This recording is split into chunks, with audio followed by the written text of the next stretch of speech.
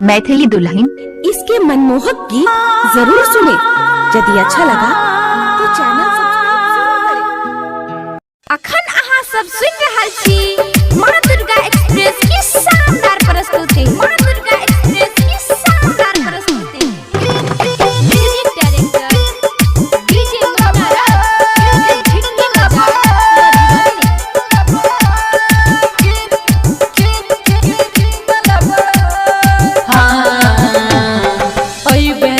चलो सखी कलसा भरैले लक्ष्मी पूजा के है ये कलसा भरैले।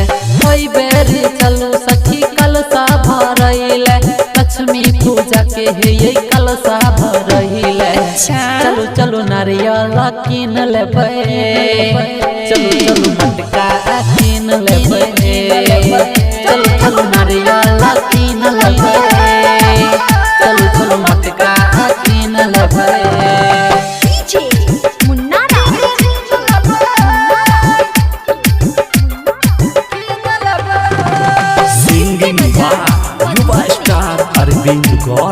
अरविंद गौड़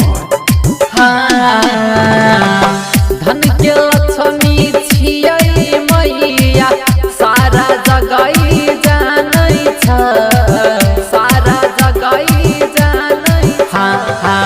धन के लक्ष्मी छियै मैया सारा जगह जानै छ। जेकरा पर मैया फेरै नजर कट जाय छै सखी ओकर सफर। ओई बेर चलू सखी कलसा भरैले लक्ष्मी पूजा के है ये कलसा भरैले।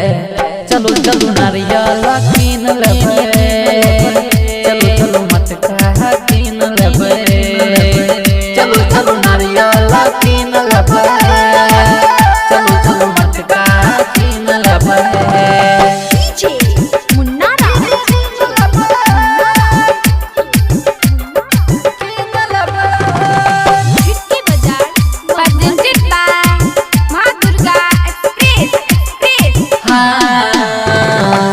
सजा के कलसा रख देबै मैया रानी के शरण में, मैया रानी के शरण में।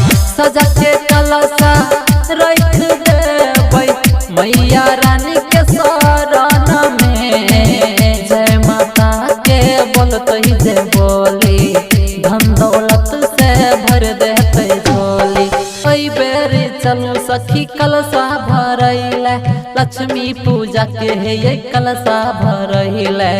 चलो चलो नारियल कीन लेबै, चलो चलो मटका कीन लेबै, चलो चलो नारियल कीन लेबै, चलो चलो मटका कीन लेबै। चलो ने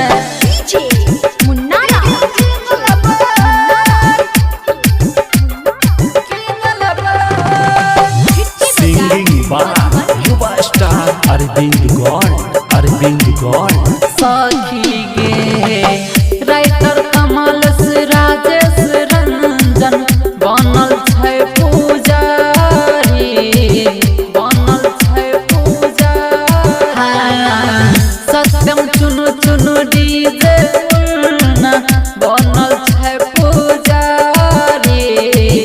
हमरो छै सखी बड़ी मन ये जेबै हम नीरज के संग ये। ऐ बेर चलू सखी कलसा भरैले लक्ष्मी पूजा के है ये कलसा भरैले।